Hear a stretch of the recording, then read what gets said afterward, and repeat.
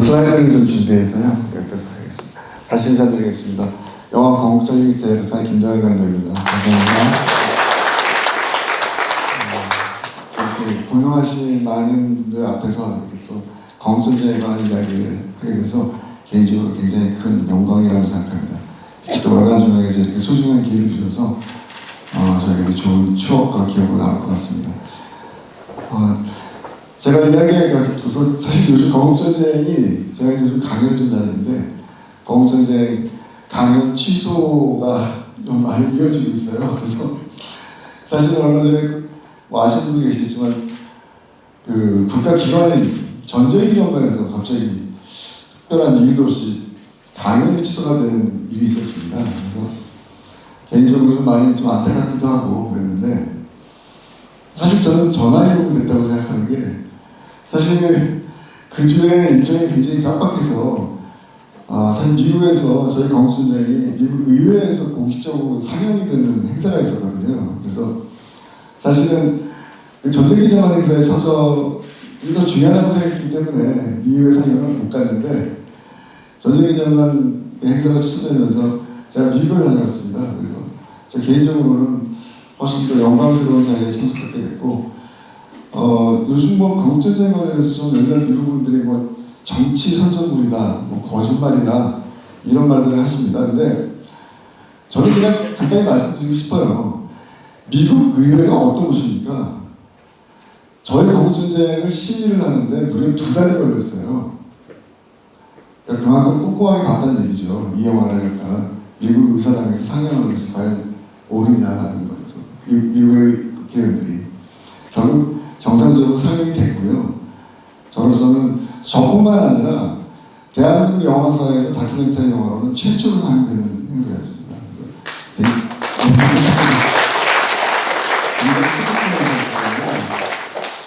더 이상 뭐 이렇게 영화를 보지 않고 영화 건국전쟁이 무슨 정치 선전물이다, 뭐 거짓말을 했다 이런 얘기는 좀 안 나왔으면 좋겠어요. 영화를 보시면 그 영화 안에서 나름 굉장히 오랜 시간 동안 객관적 사실에 기초해서 무엇을 감독이 추가했는가 좀 잘 드러나거든요. 그래서 그 얘기 먼저 좀 드리고 시작하도록 하겠습니다. 저는 건국전쟁이 대한민국 사회에서 몰고 왔던 여러 가지 어떤 그 큰 임팩트들, 충격과 또는 문화적인 변화들, 그것을 좀 이 다음 3가지 키워드로 말씀드릴 수 있을 것 같습니다. 가장 중요한 것은 사실의 힘을 많은 국민들, 많은 대중들이 인식하고 자각하고 있다는 것으로 말씀을 좀 전하고 싶습니다. 그러니까 사실 그동안 역사 문제에 있어서 그동안 많은 논쟁과 또 다양한 입장들, 다양한 해석들이 있었는데 사실 특히 대한민국 건국 대통령 이승만 대통령 관련해서는 너무나 많은 거짓말들이 존재했습니다. 영화 건국전쟁은 결국은 어떻게 보면 저는 그런 감동에 뼈저린 자기 성찰과 감성 이런 것들을 많은 국민들이, 많은 대중들이 같이 호흡한 것이 아닌가. 그리고 비로소 이제 좀 더 어떤 루머라든가 어떤 프로파간다 같은 혼전선동이 아니라 감성적인 것이 아니라 사실에 기초한 것으로 우리 역사를 좀 더 제대로 평가해야 된다는 어떤 그런 자각이 일어나지 않는가. 이 운동이 건국전쟁을 통해서 좀 더 확산이 되기를 좀 개인적으로 바랍니다.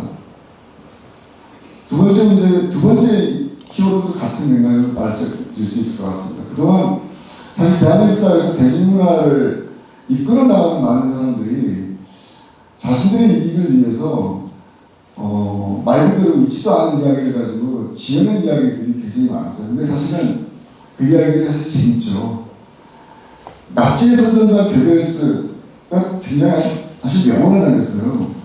그가 남긴 말 중에서 제가 기억하는 것 중에 이런 말이 있습니다. 거짓말은 하나의 문장으로 부족하다. 하지만 그 문장, 그 거짓을 갖다가 되바꾸기 위해서는 거짓을 파헤치고 거짓을 뒤엎기 위해서는 한 장의 문서로 존재하지 않는다. 수십, 수백, 수천 장의 문서가 필요하다. 건국전쟁은요, 결국에는 그 지난한 과정을 보여주고 있다고 생각합니다. 제가 이제 이 이외에 하나씩 하나씩 말씀드리겠지만 가장 대표적으로 이승만 대통령한테 떠오르는 게 많이 있으실 거예요. 근데 1950년 6월 25일, 6월 28일 새벽 2시 30분 한강다리가 끊어진 이후에 가장 먼저 서울 시민 여러분 안심하십시오 하고 대한민국 대통령이 자기는 살겠다고 항해를 끊고 도망쳤다. 런슨만 간단합니다. 키워드. 70년 동안 그것이 사실인 줄 알았죠. 영화를 보신 분은 아시겠지만 다 거짓입니다. 제가 그것에 대해서 좀 더 구체적으로 말씀드리겠습니다. 나치의 선전상 게베스 했던 말이 그대로 적용되는 것이라고 저는 생각이 들어요. 런슨만이라고 간단하게 거짓으로 이야기하는 건 쉬워요.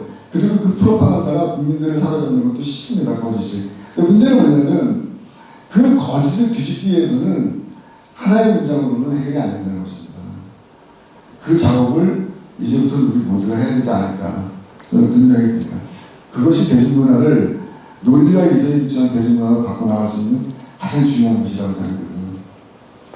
결국 저는 굉장히 긍정적인 해석을 좀 하고 싶어요. 공천을 통해서.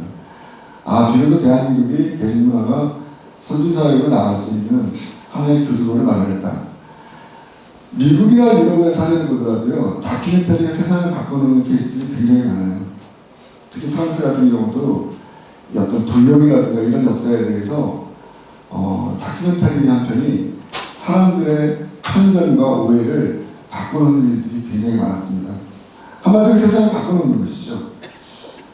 어떻게 보면은 경제적이고 대한민국 사회를 좀 더 선진적인 사회로, 선진적인 대중문화로 이끌어 나갈 수 있는 어떤 변화에 어떤 결정점에 있지 않나 저는 그런 생각이 듭니다. 그래서 굉장히 좀 긍정적으로 저는 바라보고 싶습니다.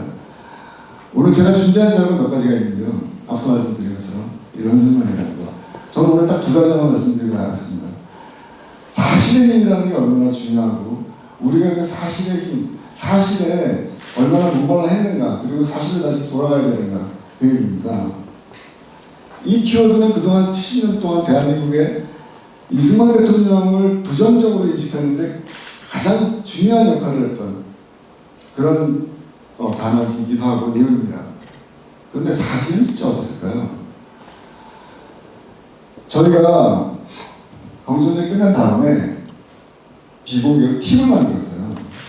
왜냐하면 이런 사람들은 너무 중요한 사람들이기 때문에 영화가 끝난 다음에도 좀 더 역사적인 자료를 보충하고 좀 더 공부를 하고 또 객관적인 사료를 갖다가 발굴하자 이런 좀 각오로 캐나다 윈마스터 대학의 손재현 교수, 그다음에 이석진 교수, 그리고 저하고 셋이서 비공개 팀을 만들었습니다. 그래서 우리가 혹시라도 비판이 오는 것에 대해서 어떻게 대응할 것인가에 대해서 준비를 좀 하고, 그러면서 사실은 영화가 2월 1일 날 개봉이 된 이후에 정말 뜻밖의 놀라운 자료들이 너무나 많이 발견됐어요.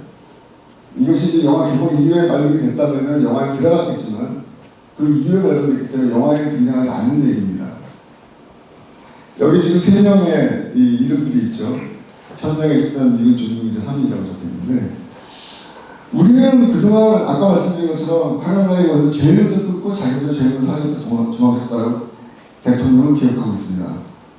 전혀 근거 없는 얘기입니다. 그리고 두 번째는 500명에서 800명 정도의 민간인이 학살당했다, 이렇게 이야기하고 있습니다. 다 근거 없는 얘기입니다. 왜 근거 없느냐? 이게 사실 저는 우리 모두가 반성해야 될 일이라고 생각하는데요. 1950년 6월 28일 2시 30분 한강다리 폭파된 현장에 3명의 미국 조국 기자들이 있었어요. 아무도 몰랐습니다. 부끄럽지만 경전쟁을 만든 저도 몰랐습니다. 이번에 이 런슨만에 대한 이 키워드에 대해서 저희들이 좀 더 보충하고 혹시라도 비판적인 어떤 이야기들이 나올 거에 대비해서 계속적으로 연구를 한 결과물입니다. 현장에 3명의 조국 기자들이 있었습니다. 크레인, 기부인, 빛이라는 분이에요. 맨 왼쪽에 있는 크레인이라는 사람은 당시에 트럭을 운전했어요. 그래서 여기 보시면 알겠지만 부상을 당했습니다. 그리고 두 번째에 있는 이 기부인이라는 사람은 촬영선을 뒷좌석에 있었던 마지막에 빛이가 가장 운전한 사람이었습니다. 이 세 사람이 1950년 6월 18일 한강다리가 폭파된 현장에서 그 현장을 목격하고 뉴욕타임스를 비롯해서 서방의 신문에 일부를 전합니다. 그 일부에는요, 민간인 학살이라는 내용이 전혀 존재하지 않습니다. 이 사람들이 어떤 사람이겠어요? 정말 잠깐만 굵은 종북이자들이에요. 만약에 그 현장에 민간인들이 사망자가 있었다면 당연히 민간인 상황에 대한 얘기가 나왔을 겁니다. 전혀 준비하지 않습니다.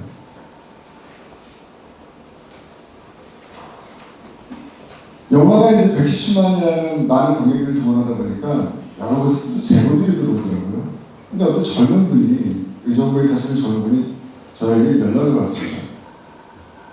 영화를 보고 나서 한강다리 폭파에 관한 이야기가 나오니까 그 내용을 보고 그 젊은 분이 저한테 전화를 줬어요. 그래서 저희 할아버지가 한강다리가 폭파될 때 그 현장에 있습니다 라고 제보했습니다. 그래서 저희가 이렇게 찾아왔어요. 이게 강원도 홍천으로 가는 길인데요. 어쩌면 대한민국에서 처음 나오는 한강다리 폭파 현장에 있었던 분의 증언이고, 어쩌면 이것이 대한민국에서 가장 마지막으로 있을 한강다리 폭파 현장에 있었던 분의 증언입니다. 그래서 강원도 홍천에 있는 문에 가서 나의 할아버지가 당시 현장에 있었습니다라는 외선자의 증언을 듣고 이분을 만났습니다. 조남을 좀 여쭤보고 싶은데, 선생님 조남이 어떻게 되시죠? 김자, 숫자, 남자, 김충남이라고 합니다. 몇 년도에 태어나셨죠? 1941년 11월 2일생입니다. 그러면 올해 실은 몇 세 되시는 거예요? 우리 나이는 84세고요. 많이 하면 83세가 되는 거죠. 그러면 일곱 때 몇 세 되시는 거죠? 우리 나이는 10살, 만 나이가 9살.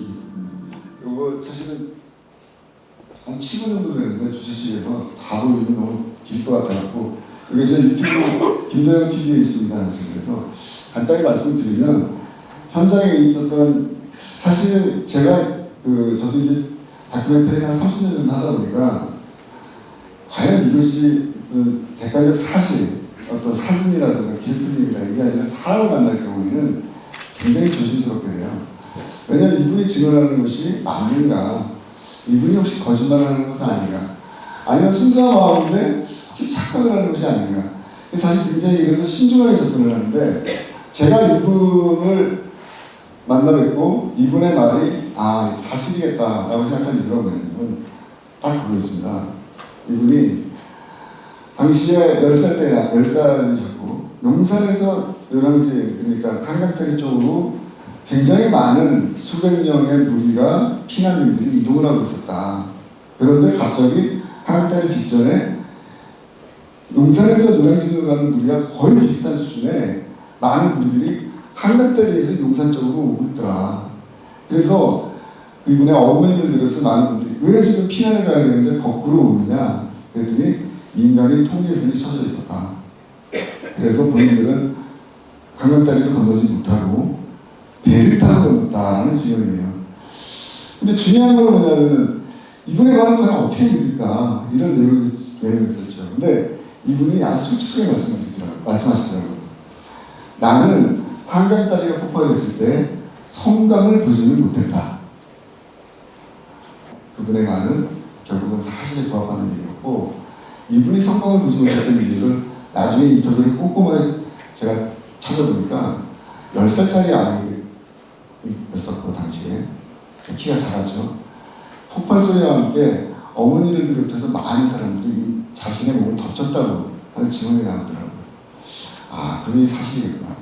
그리고 결정적인 것은 그 이후에 발견된 아까 먼저 보셨던 3명의 미국 전국기자들의 증언입니다.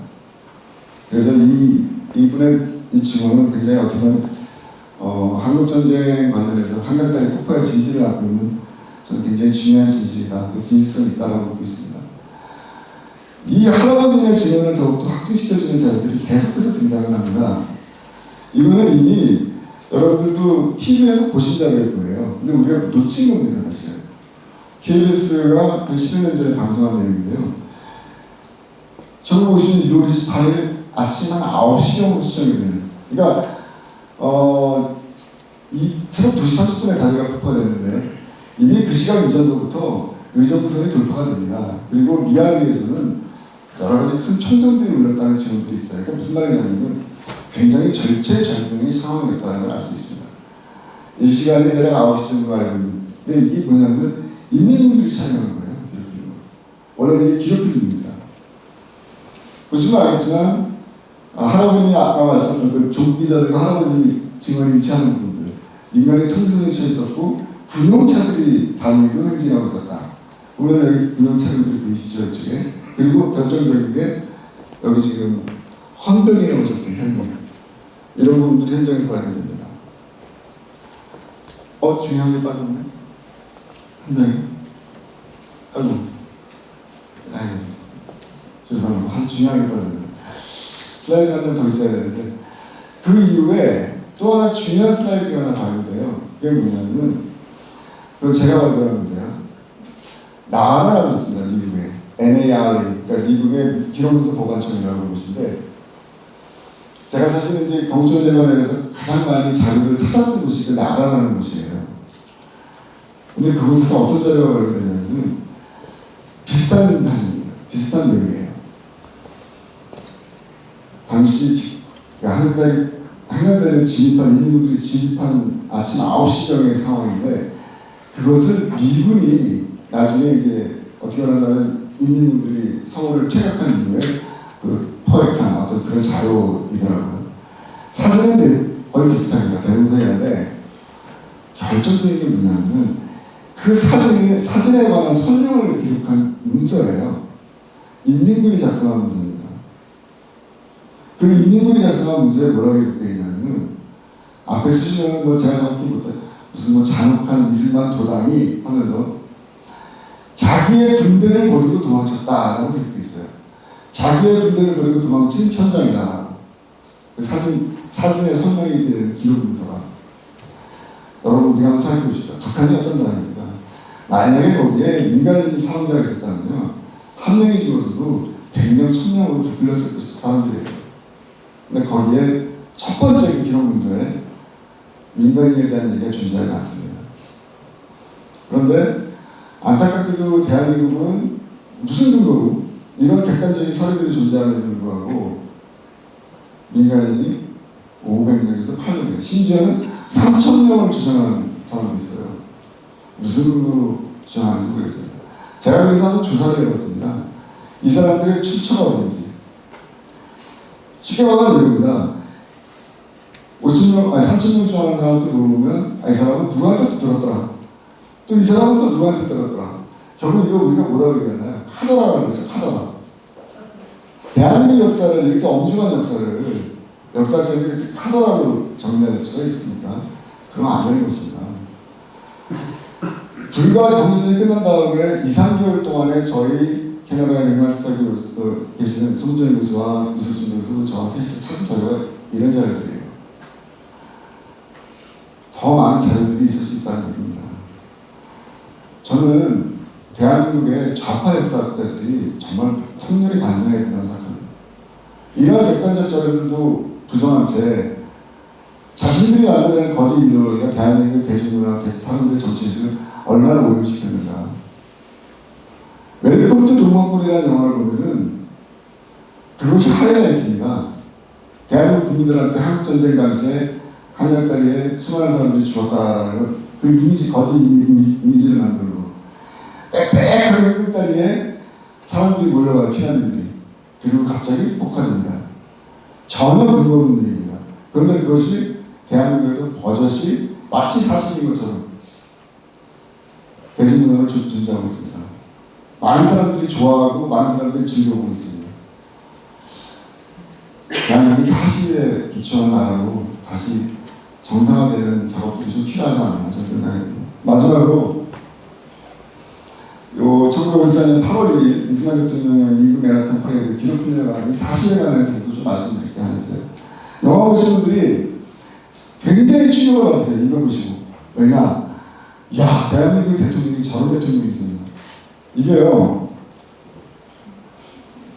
이 영화에 등장하는 장면들인데요. 대충 이 사이즈가, 행사의 사이즈가 느껴지시죠? 얼마나 많은 중요한 사이즈를. 여기가 맨하탄의 그러니까 미국 작업지의 상징인 월스트리트 바로 옆이에요. 굉장히 긴 도로인데 거기를 캐년 오브 히어로스라고 붙여놨더라고요. 가보니까. 그러니까 이제 말 그대로 이 영웅의 협곡, 지적한 건데 이제 좀 의역하자면 영웅의 거리인 거죠. 그래서 아이젠하워, 그다음에 메갈러 같은 사람들이 이곳에서 행진을 했습니다. 그러니까 말 그대로 미국 역사에서 영웅에 해당하는 사람들이 이 캐년 오브 히어로스, 영웅의 거리에서 행진을 하는 겁니다. 퍼레이드를 하는 겁니다. 똑같은 형식으로 대한민국의 대통령이 갔습니다. 근데 여러분 기가 막힌 얘기 하나 해드릴게요. 제가 처음에 이 자료를 처음에 찾을 때 저 왼쪽에 보시면 저 사진 하나를 보고 제가 찾기 시작했어요. 다큐멘터리를 선주하다 보니까 직관적으로 이거는 엄청난 행사였구나 이런 느낌이 들더라고요. 그래서 이 사진을 들고 대한민국에서 이승만 대통령을 연구하는 전문가들을 찾아갔어요. 한 10여 명을 찾아가서 이 사진의 기록 필름이 어디 있습니까? 사진이 한 장밖에 없잖아요. 중요한 건 기록 필름을 봐야 되니까. 그분들이 똑같이 마치 말을 맞힌 것처럼 똑같이 얘기했어요. 나는 사진을 본 적이 있는데 기록 필름을 본 적이 없어. 10명이 똑같이 그 말씀하시는 거예요. 대한민국에서 오랫동안 있으면 연구하시는 분들이 호기심이 그렇습니다. 아니 이 정도 사이즈의 행사였는데 어떻게 기록 필름이 존재하지 않을까? 그래서 제가 그다음부터 국정원고차라든가 우리나라에서 모든 관련된 기관들에 있는 자료들을 다 뒤졌어요. 그랬더니 영화를 보시는 분들은 아시겠지만 이 원래 필름이 원전한 필름이 43초짜리인데 기수단이 등장해요. 국기를 기수단이 등장하고 뉴욕의 경찰들이 그다음에 제복을 입고 행진을 합니다. 그게 이제 첫 장면이에요. 어떤 장면에 그 장면이 나오더라고요. 기수단이 등장하고 경찰들이 뉴욕 경찰들이 행진하는 장면.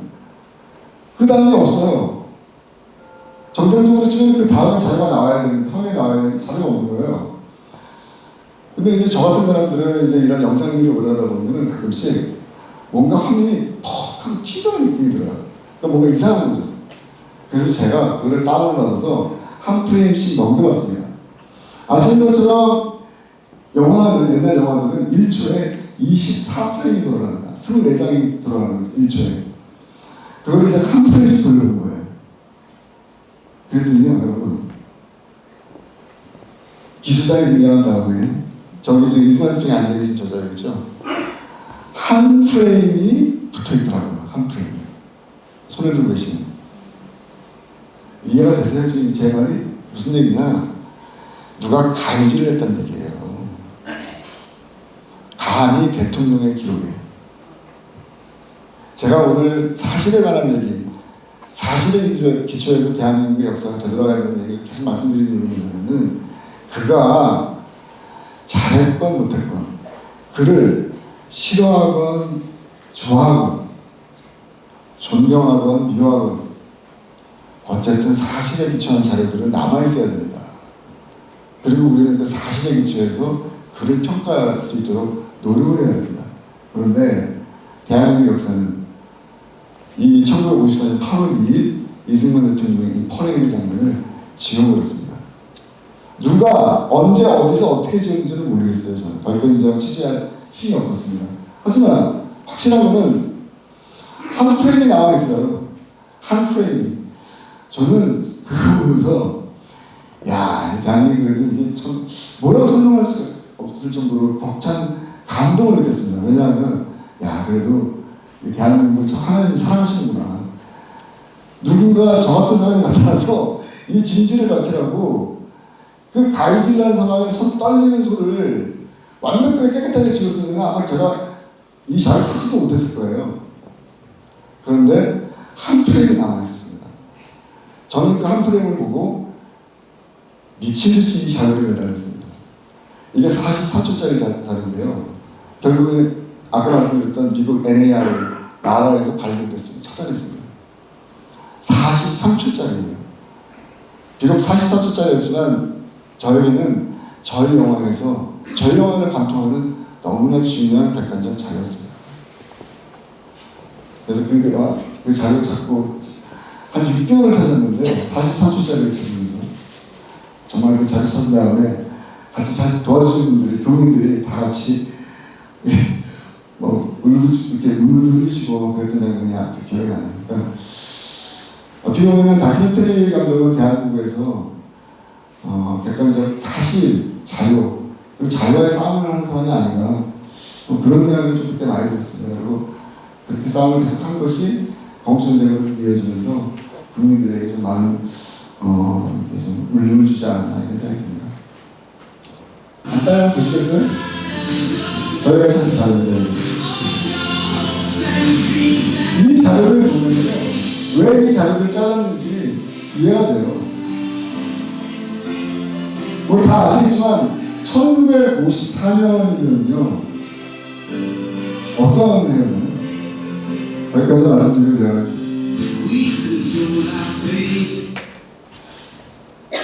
1953년 3년 동안의 전쟁을 겨우 시작을 끝내고 있습니다. 모든 것이 초토화된 나라예요, 대한민국은. 그런 가난하고, 심지어 아프리카의 소말리아하고 인간 GDP가 같았더라고요, 그 당시에. 자, 한번 생각해 보십시오. 그렇게 가난하고 보잘것없는 작고 약한 나라인 대한민국의 대통령을 미국의 국민들이, 미국 시민들, 당시 응시적 추산으로 100만 명이 모였더라고요. 100만 명의 미국 시민들이 나와서 열광적으로 환영한 겁니다. 저 자리에 이승만을 관한 모든 미스터리를 풀 수 있는 답이 있습니다. 왜 그랬을까요? 당시 대한민국의 대통령은, 그리고 당시 대한민국은 어쨌든 미국인들을 밀어놨을 때 자유와 민주주의를 지키기 위한 영웅적인 나라였고 영웅적인 인물이었다는 것을 증명한 것입니다. 그것을 우리가 잊지 말아야 될 것 같습니다. 저는 이제 공주님 2로 이제 계속해서 제작을 하고 있는 상태고요. 뭐 약속드릴 것은 앞서서 말씀드린 것처럼 좀 어려움이 있더라도 사실관계를 규명하는 데 최선을 다해서 노력을 하겠다 말씀드리고, 한 가지 말씀드리면 대한민국의 역사, 특히 역사학자들이 펼쳐놓은 대한민국의 역사의 장, 역사 해석의 장에서는 독립만 있어요. 건국이 없어요. 독립에 대한 이야기는 어마어마하게 많습니다. 일본을 부딪히고, 지금도 반일이니 항일이니 하면서 아직 그런 콘텐츠들이 계속 생산되고 있습니다. 영화도 계속 나오고 있죠. 소설도 나오고 있고. 근데 건국에 대한 얘기는 어떻게 없나요? 한 나라가 정상적으로 발전하고 또 성장하고 위를 나아가기 위해서는 독립만으로 되는 걸까요? 우리가 역사에서 착시가 나고 있어요. 대한민국은요, 제2차 세계대전에 독립한 나라예요.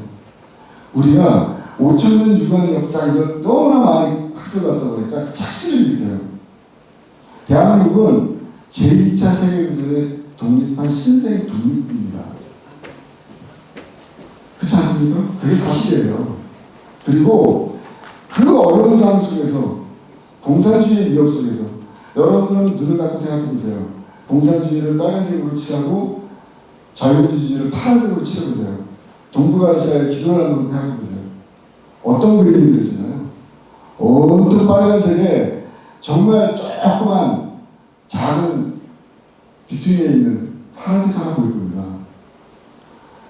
감히 이렇게 말하는 게 어떨지 모르겠지만 이승만이라는 존재가 없었으면 대한민국이 이미 공산을 되고 나갔습니다.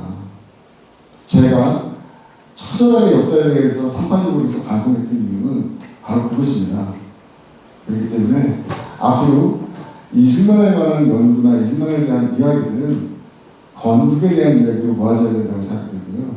그 건국 과정 속에서 대한민국의 건국 1세대들이 공산주의에 맞서서 오늘날 우리가 누리는 이 자유와 안락함, 경제적 번영을 지키기 위해서 얼마나 많은 노력을 했는지 우리가 정말 겸허한 마음으로 되돌아보고 그들에게 존경의 마음을 표현해야 될 때가 아닌가, 저는 그런 생각이 들었습니다.